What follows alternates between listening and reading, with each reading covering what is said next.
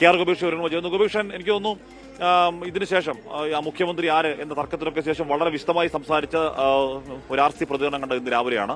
അദ്ദേഹം തുറന്നു പറയുന്നുണ്ട്, ഇതിനൊക്കെ ആഗ്രഹമുണ്ടാകാം, തീരുമാനിക്കുന്നത് പാർട്ടിയാണ്, അതേസമയം ജനങ്ങളുടെ സ്വൈര്യ ജീവിതമാണ് പ്രധാനം എന്ന് പറഞ്ഞാൽ അദ്ദേഹം എടുക്കാൻ പോകുന്ന പോർട്ട്ഫോളിയോ ആഭ്യന്തരമാണ് എന്ന് അദ്ദേഹം സ്ഥിരീകരിക്കുന്നുണ്ട്. സ്ഥിരീകരിച്ച പോർട്ട്ഫോളിയോകൾ വരുന്നുണ്ട്. KR ഗോപീഷ്, എപ്പോഴാണ് രമേശ് ചെന്നിത്തല സത്യപ്രതിജ്ഞയ്ക്കായി അവിടെ നിന്ന് ഇങ്ങോട്ടേക്ക് വരിക? എന്താണ് അവിടുത്തെ കാഴ്ച? ഹാഷ്മി, എനിക്ക് തോന്നുന്നു ഇനി ഒരു 15 മിനിറ്റിനകത്ത് രമേശ് ചെന്നിത്തല അദ്ദേഹത്തിന്റെ വസതിയായ ഈശ്വരവിലാസത്തുള്ള ദേവദത്തം എന്ന അദ്ദേഹത്തിന്റെ വസതിയിൽ നിന്ന് ഇറങ്ങും. ഏതാണ്ട് 9-10 ആകുന്നതോടുകൂടി അദ്ദേഹം ഇവിടെ നിന്ന് ഇറങ്ങാനുള്ള തയ്യാറെടുപ്പിലാണ് ഇപ്പോഴുള്ളത്.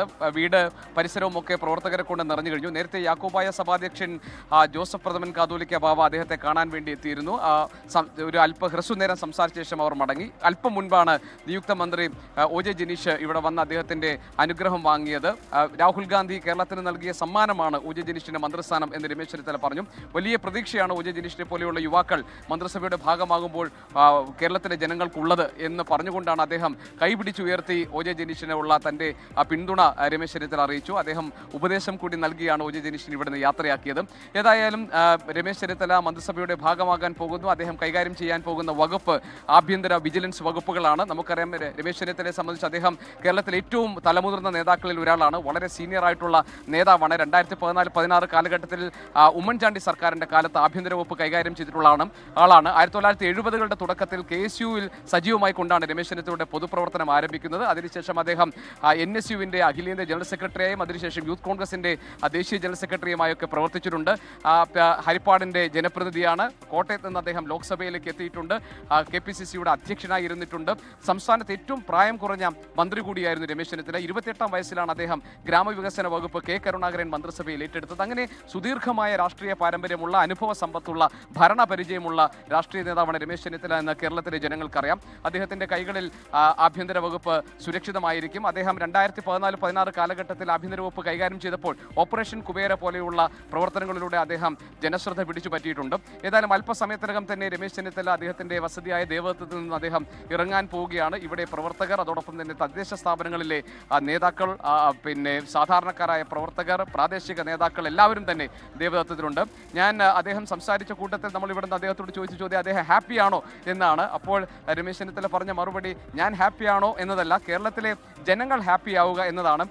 എന്നെ ഏൽപ്പിച്ചിരിക്കുന്ന ഉത്തരവാദിത്തം അത്ര വലുതാണ് എന്ന് അദ്ദേഹം ഓർമ്മപ്പെടുത്തിക്കൊണ്ടാണ് കേരളത്തിലെ ജനങ്ങൾക്ക് സമാധാനവും സ്വൈര്യതയും നിറഞ്ഞ ഒരു ജീവിതം ഉറപ്പുവരുത്തുക എന്നതാണ് തന്റെ പ്രഥമ ലക്ഷ്യം എന്ന് അദ്ദേഹം പറഞ്ഞു. ഇന്നലെ വരെ അസ്വാരസ്യങ്ങളുടെ പേരിൽ, അഭിപ്രായ ഭിന്നതയുടെ പേരിൽ ഒക്കെ ഉണ്ടായ കാർമേഘങ്ങൾ നീങ്ങിക്കഴിഞ്ഞിരിക്കുന്നു. ഹൈക്കമാൻഡിൻ്റെത് അന്തിമമായ വാക്കാണ്.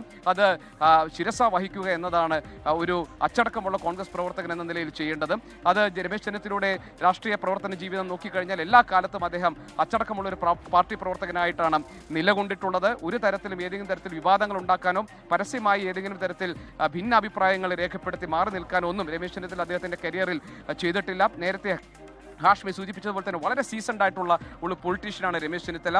ഏതായാലും കേരളത്തിന്റെ ആഭ്യന്തര വകുപ്പ് കൈകാര്യം ചെയ്യാൻ വീണ്ടും രമേശ് ചെന്നിത്തല എത്തുകയാണ്. അല്പസമയത്തിനകം തന്നെ സത്യപ്രതിജ്ഞ നടക്കുന്ന സെൻട്രൽ സ്റ്റേഡിയത്തിലേക്ക് അദ്ദേഹം ഇറങ്ങും. അദ്ദേഹത്തിന്റെ വസതിയായ ദേവദത്തത്തിൽ ഇപ്പോൾ അദ്ദേഹത്തെ അനുമോദിക്കാൻ വേണ്ടി തടിച്ചുകൂടിയിട്ടുള്ള പ്രവർത്തകരെ കാണാം. അദ്ദേഹത്തിന് വലിയ ഒരു ഇവിടെ നിന്ന് അദ്ദേഹത്തോടൊപ്പം അദ്ദേഹത്തെ അനുഗമിക്കാൻ വേണ്ടിയുള്ള പാർട്ടി പ്രവർത്തകരുടെ തിരക്കും നമുക്ക് അദ്ദേഹത്തിന്റെ വസതിയിൽ കാണാൻ കഴിയും.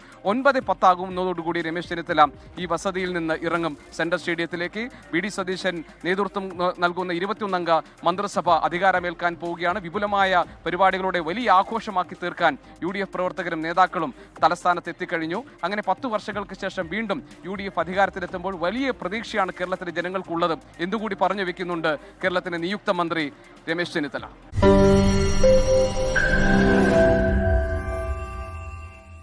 ലോകത്തെവിടെയായാലും ഏത് സമയത്തും 24 വാർത്തകളും ഓഗ്മെന്റഡ് റിയാലിറ്റി പാക്കേജുകളും എക്സ്പ്ലെയിനറുകളും വിശദമായി കാണാൻ ഞങ്ങളുടെ YouTube ചാനൽ നിങ്ങൾക്ക് സബ്സ്ക്രൈബ് ചെയ്യാം.